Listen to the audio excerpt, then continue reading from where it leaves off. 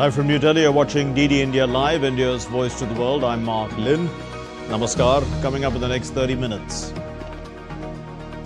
US strikes hit 3 nuclear sites in Iran. Top US general says that the US didn't target Iranian troops or people.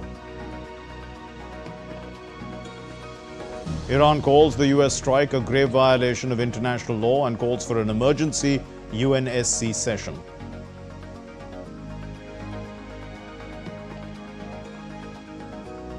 Prime Minister Modi urges de-escalation in a call with Iran's President Pezeshkian amid the regional tensions.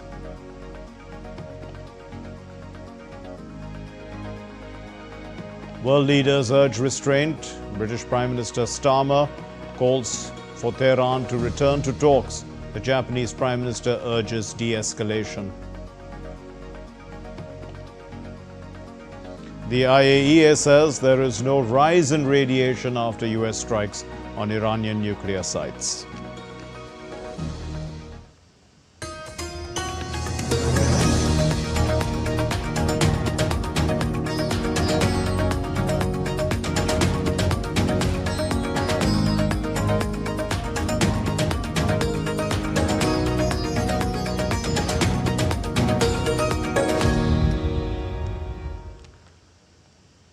The United States launched airstrikes on 3 major Iranian nuclear facilities early on Sunday, with Israeli Prime Minister Benjamin Netanyahu hailing the US president's move as a bold one.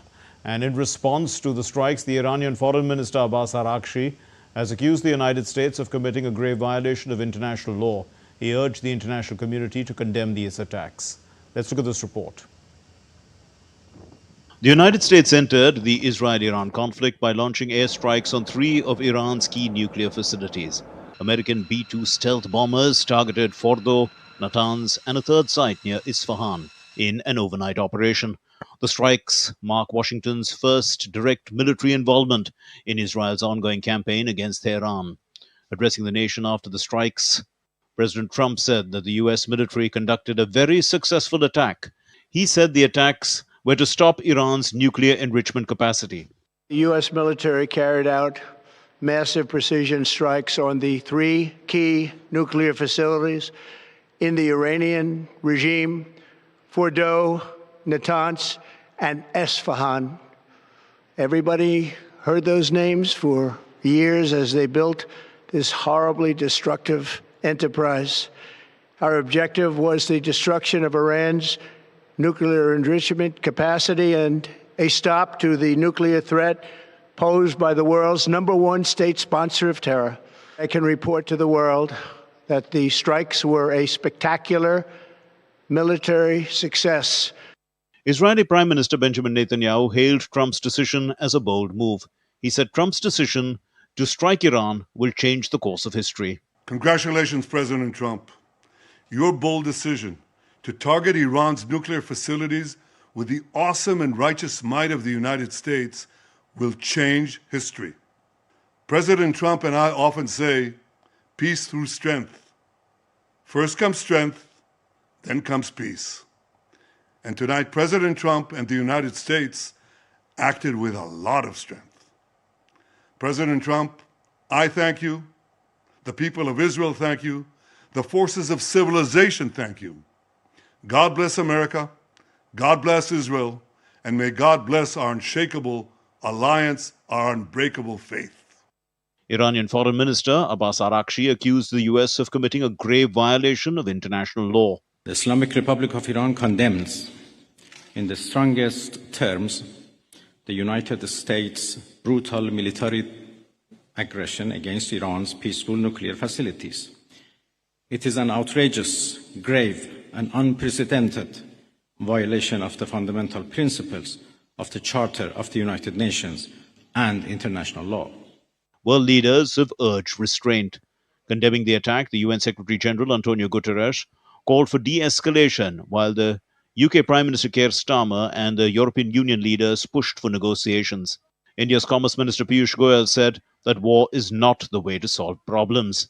माननीय प्रधानमंत्री जी निरंतर इस सोच के रहे हैं कि युद्ध मार्ग नहीं है, समस्याओं के समाधान का डायलॉग और डिप्लोमेसी, बातचीत के माध्यम से, कूटनीति के माध्यम से समस्याओं का समाधान होना चाहिए. Meanwhile, the West Asia crisis has further escalated, with Israel launching fresh strikes in retaliation to Iran's strikes on Israel's military targets, including Ben Gurion Airport and a biological research center, injuring at least 23 people. Bureau Report, DD India. The U.S. Defense Secretary Pete Hegseth briefed the media after the U.S. had struck the Iranian nuclear sites, and he said that the strikes were ordered by President Donald Trump overnight, and they had devastated Iran's nuclear program. He urged the Iranian leaders to seek peace to avoid further attacks. We devastated the Iranian nuclear program. But it's worth noting the operation did not target Iranian troops or the Iranian people. For the entirety of his time in office, President Trump has consistently stated for over 10 years that Iran must not get a nuclear weapon. Full stop. Thanks to President Trump's bold and visionary leadership and his commitment to peace through strength, Iran's nuclear ambitions have been obliterated. And while briefing the media, along with Pete Hegseth, the top U.S. general, Dan Kane, he said that the U.S. struck Iran with B-2 bombers and submarine-launched missiles. At approximately 6:40 p.m. Eastern Standard Time, 2:10 a.m. Iran time, the lead B-2 dropped two GBU-57 massive ordnance penetrator weapons on the first of several aim points at Fordow. As the President stated last night, the remaining bombers then hit their targets as well, with a total of 14 MOPs dropped against two nuclear target areas. Well, our correspondent Amritpal Singh has been following this story closely. He joins us now with an update. Amrit, what options has the U.S. Defense Secretary laid out for Iran? Well, I think the U.S. Defense Secretary and both the Joint Chiefs of Staff, the top general of the U.S. forces, reiterated primarily what President Trump said after the operation, saying that, Iran hadn't halted its nuclear program. Enough time was given to it. It was stonewalling it's more stonewalling efforts of the international community to halt its nuclear program and not make a bomb out of its uranium enrichment program. But Iran did not listen, and therefore direct military action by the U.S. was required to obliterate the nuclear enrichment program and the capacities and capabilities. And the U.S. believes, though they said that it's an ongoing investigation, but they believe that they've caused severe damage and destruction to the Iranian capabilities, that it cannot return back to its program, or their capabilities have been severely damaged. Now, what options, you ask, has they laid for Iran? It's basically told Iran to get back to the negotiating table. They said the exact words used by the general was that it will be a poor choice by Iran to retaliate, hit American assets if they are planning to do so. So essentially reiterating what President Trump said, threatening Iran that if they hit back at the Americans, if there is any retaliation or retribution to what happened last night in an operation which they called Midnight Hammer, there will be consequences for Iran. They're saying our assets are still flying in the air, assets are still deployed, and they will take suitable action, putting out a naked threat to Iran that Iran will bear military consequences if it attacks American assets or facilities. Mark. Right, Amrit, also were any of the U.S. allies involved, or their land involved, or will they be involved in any future retaliations? He was asked that question, but the general obfuscated this answer to this question. He said that we used all capabilities of ours. All capabilities deployed were ours. He said there was some information sharing with the allies. Consultations were wherever they were required were taken, but he said all capabilities were asked. That means that they are claiming that the operation was entirely American, which they're calling Midnight Hammer, which started at 2:10 last night Iranian time. And they said, it was their B-2 bombers using GBU-15, penetration cluster bombs, or what are called bunker busters, to destroy the three Iranian nuclear uranium enrichment facilities. A final question, Amrit, about whether this is a protracted kind of a war, or is it just going to end very quickly, and what were the motives in terms of whether there was regime change on the agenda? Because I think Pete Hegseth was asked to concerns about veterans worried about the war going on for a long time. Yes, Pete Hegseth made it very clear that regime change is not on the agenda. That was not the purpose of the bombing. The purpose of the bombing was to cause destruction to the nuclear program of the Iranians, which they believe they have caused, and caused it much damage and destruction. The words are different. Remember, Donald Trump in the mornings, Indian morning I'm talking, says when he pushed out that statement, he said they have completely obliterated Iranian capacities. Now they are saying, the general was saying, the damage assessment is ongoing. They will exactly know how much damage they've caused. But Pete Hegseth is saying that he believes much destruction and damage has been caused to the three Iranian sites.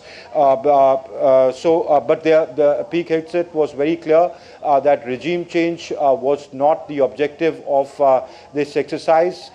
For the whether it will be an ongoing operation or not, according to the Americans, they have done what they have done, and they believe that Iran should return back to the negotiating table. Now the ball really is in the Iranian court. They are issuing veiled threats, actually naked threats, very bare threats to the Iranians, that if you retaliate, if there is retribution from your side, this will carry on. If you want to come back to the table, join the negotiations. We'll leave it there. Amritpal Singh, thank you very much for joining us. Now, the Director General of the IAEA, Rafael Grossi, he has called an emergency meeting of the Board of Governors of the IAEA on Monday in light of the urgent situation in Iran. And this is following the latest attacks on the country's nuclear facilities. The Director General, Rafael Mariano Grossi, said in a statement, and I'm quoting him now, "In view of the increasingly serious situation in terms of nuclear safety and security, the Board of Governors will meet in an extraordinary session tomorrow, which I will address," the Director General said. The Director General also said that the IAEA has been informed by the Iranian regulatory authorities that there has been no increase in off-site radiation levels after the recent attacks on the three Iranian nuclear facilities, including the Fordo uranium enrichment site. As of this time, we don't expect that there will be any health consequences for people or the environment outside the targeted sites, is what he said, unquote. And he also continued, "We will continue to monitor and assess the situation in Iran and provide further updates as additional information becomes available, unquote." Prime Minister Narendra Modi held a detailed conversation with the Iranian President Masoud Pezeshkian. They discussed the prevailing situation in the region. The Prime Minister said, and I quote, "Spoke with President of Iran, Pezeshkian. We discussed in detail about the current situation, expressed deep concern at the recent escalations, reiterated our call for immediate de-escalation, dialogue and diplomacy as the way forward, and for early restoration of regional peace, security and stability." Speaking on the U.S. attacks on Iran's key nuclear sites, Japan's Prime Minister Ishiba said that Iran's nuclear weapons development must be stopped. The Prime Minister Ishiba also urged de-escalation between Iran and Israel as soon as possible. We believe that a de-escalation as soon as possible is more important than anything. At the same time, Iran's nuclear weapons development must be stopped. Saudi Arabia expressed on Sunday that they expressed their great concern following the U.S. attacks on the Iranian nuclear sites. This is according to a statement of their foreign ministry on the social media website X. The kingdom has called on the international community to boost efforts in such highly sensitive circumstances to reach a political solution to end the crisis. Still to come here on DD India Live, the Indian Navy's stealth multi-role frigate Tamal is to be commissioned into the Navy on the 1st of July. And we'll continue to bring you reports on International Day of Yoga from across the world.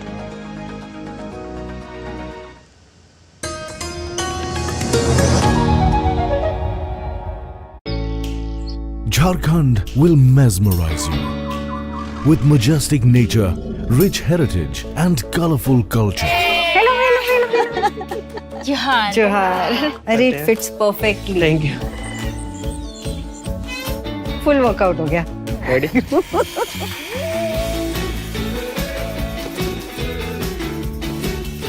Postcards from Jharkhand on National Geographic.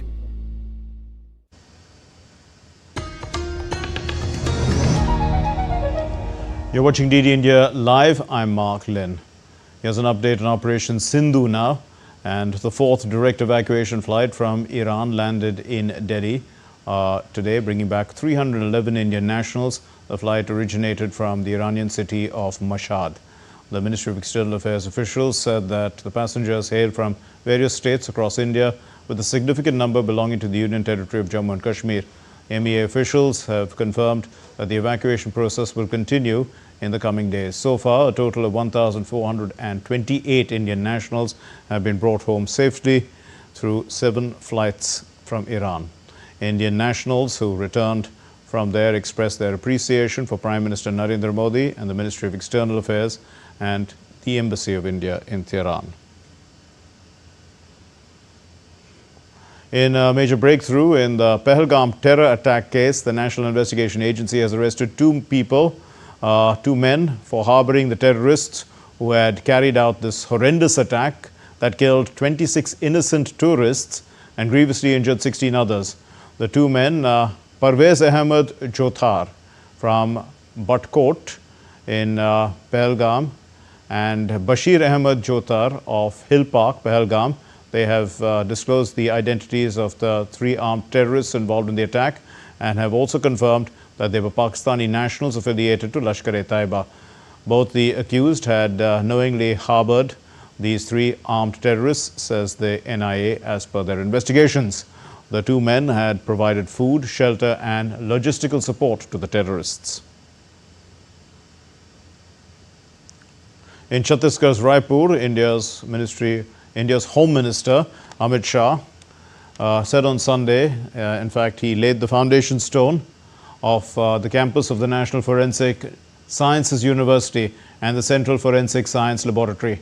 Shah, who is on a 2-day visit to the state, during which he will tour a security camp and chair meetings on ongoing anti-Maoist operations.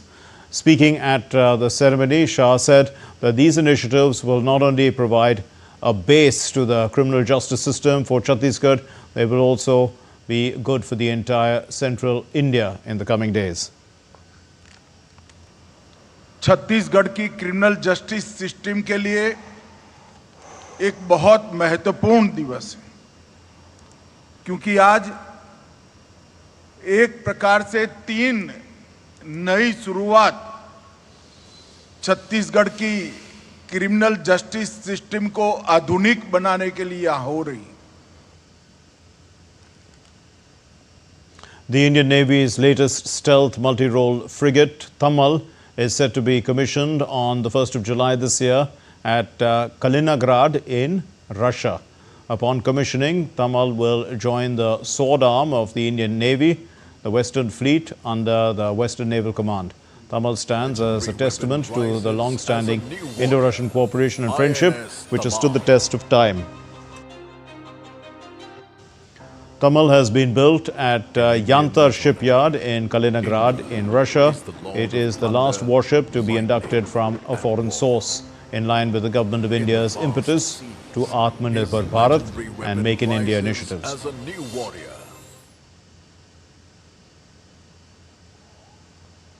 In fact, in Toronto, yoga enthusiasts gathered at the Legislative Assembly of Ontario on the grounds there to mark the 11th International Day of Yoga. Hosted by the Consulate General of India in Toronto, this event, a community event, carried the theme Yoga for One Earth, One Health. Tarun Pal Singh reports. Hundreds of yoga mats dotted the grounds of Ontario Legislative Assembly this evening as people of all ages came together to celebrate the 11th International Day of Yoga. The Council General of India, Toronto, hosted the free outdoor event, drawing yoga people and community members from across the city. With the theme Yoga for One Earth, One Health, this year's celebration emphasized the link between personal well-being and the planet's health, reflecting a core message of unity and sustainability. Thank you, Tarun, and happy International Day of Yoga. I think this has been a month-long celebration throughout Canada. From Pacific to Atlantic, we have done more than 20 yoga events in the last 1 month. And today, in fact, we have done 3 events, one in Halifax, one in HTO Park, and one today. So yoga popularity is increasing day by day in Canada, which is a very exciting thing for us. But at the same time, wherever we are trying to share the heritage that this is not an exclusive Indian thing. We are here to share with everyone, and we want the whole world to benefit from this. As this year's theme is One Earth, One Health, we are just sharing our heritage to everyone, and I'm very excited to see, and I'm very proud as an Indian Consul General to see the yoga getting prominence in Canada. The session turned the lawn at Queen's Park into an open-air yoga studio. Participants stretched and breathed in unison, guided by volunteer instructors from various local yoga organizations. Families, seniors and young people alike followed along, transforming the space into a sea of synchronized movement and meditation. This year's theme, One Earth, One Health, is very important for all of us. It's not just about building hospitals and increasing medical costs and whatnot. Yoga is very important to keep us healthy, blissful and happy. And we are very glad to see that people are adopting yoga and doing their bit to stay healthy, happy. This is the day that the Honorable Prime Minister created something unprecedented when he went to the United Nations with the proposal of the International Day of Yoga, which was backed by a number that was unheard of, na bhuto na bhavishyati kind of an event. And from the last 11 years has been the golden era of yoga. And thanks to the leadership of the Honorable Prime Minister and the great efforts of the Ministry of External Affairs and the officials of the Consulate and the Ministry of Ayush, that today yoga has attained the status of an alternative health option around the globe. And there is a lot of interest in yoga currently in Toronto. Organizers say the goal of the event was not only to promote health and mindfulness but also to foster unity across communities. International Day of Yoga itself has grown into a global movement since its first declared by the United Nations in 2014. Millions around the world now mark the day each year. The global spirit was full display in Toronto as people of diverse backgrounds bonded over a shared pursuit of wellness. The theme, One Earth, One Health, underscored his care of one's own well-being, goes hand in hand with caring for the planet. Oh my God, it's so lovely. Since morning I'm waiting for this, and now that time has come. We are about to start yoga in this International Day. So we are from Shrimad Rajchandra Mission Dharampur SRMD Yoga, and we are really, really excited to be here as part of this beautiful One Wellness event that has been organized by CG. Event concluded with collective meditation from world peace and well-being, underscoring the One Earth, One Health message. As the sun lingered in the late day sky, participants departed feeling hopeful and more connected to themselves, to each other and to the world around them. Tarun Pal Singh, Toronto.